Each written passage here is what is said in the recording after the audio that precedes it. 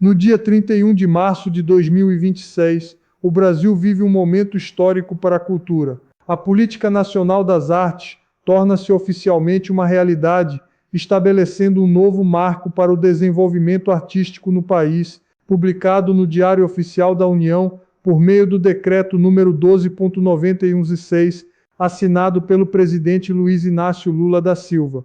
Esse passo transforma o Brasil das artes em uma verdadeira política de Estado. Mais do que um ato administrativo, o decreto amplia o acesso e reforça o direito da população às artes como parte fundamental dos direitos culturais garantidos pela Constituição Federal. Essa conquista não nasce de forma repentina.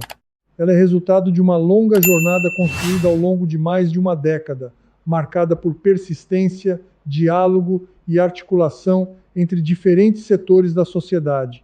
Foram 15 meses intensos de estudos, debates e formulações entre a Funarte, o Ministério da Cultura e representantes do campo artístico.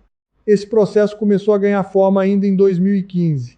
Durante a Conferência Nacional de Cultura, passou por momentos de interrupção, retomadas e atualizações, e foi amadurecendo com a participação de grupos de trabalho, pesquisadores, gestores e artistas de todo o país.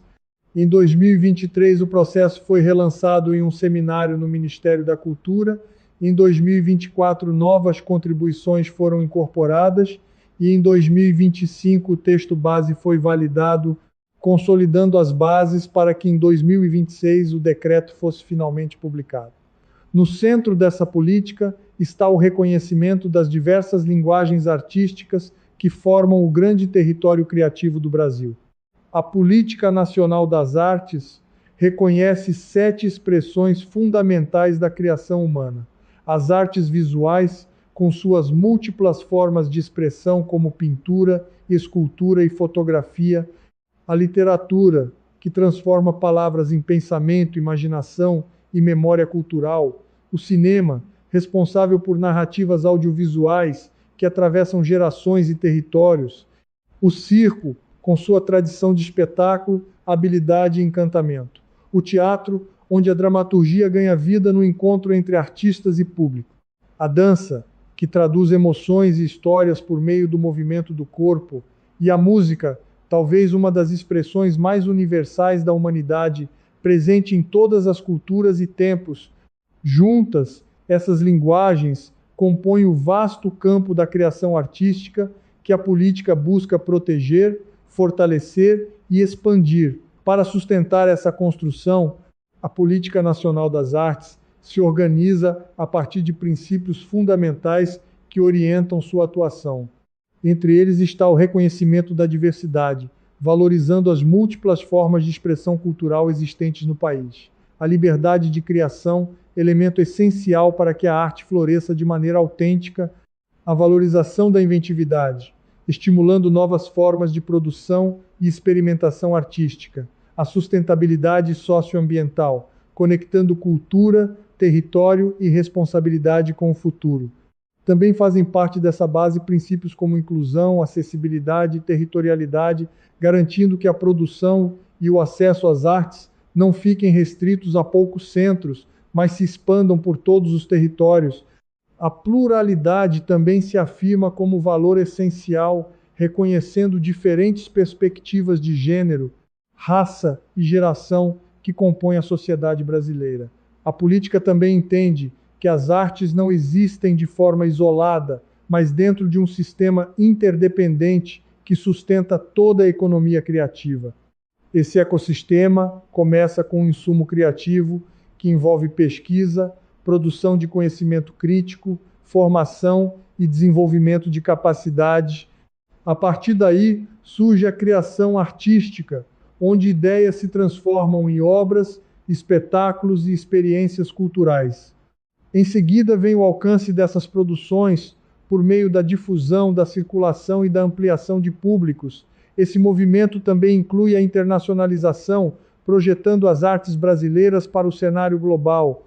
E tudo isso gera um legado, que envolve a preservação da memória, do patrimônio artístico e da continuidade cultural. Dentro desse ciclo, o impacto mais importante é o acesso ampliando o direito da população às artes e fortalecendo a cidadania cultural. Outro avanço significativo está no fortalecimento das fontes de financiamento para o setor.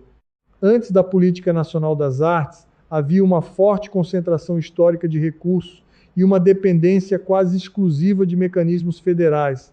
Com a nova política surge um arranjo mais estruturado, diversificado e colaborativo. A articulação federativa passa a integrar União, Estados, Distrito Federal e municípios, criando conexões mais amplas com outras políticas públicas, como educação e turismo.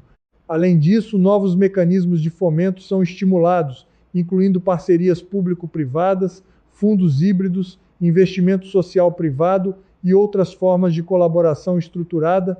Esse conjunto de estratégias busca tornar o financiamento das artes mais equilibrado, sustentável e adaptado às realidades locais. Todo esse processo foi construído com forte participação do campo artístico e da sociedade civil.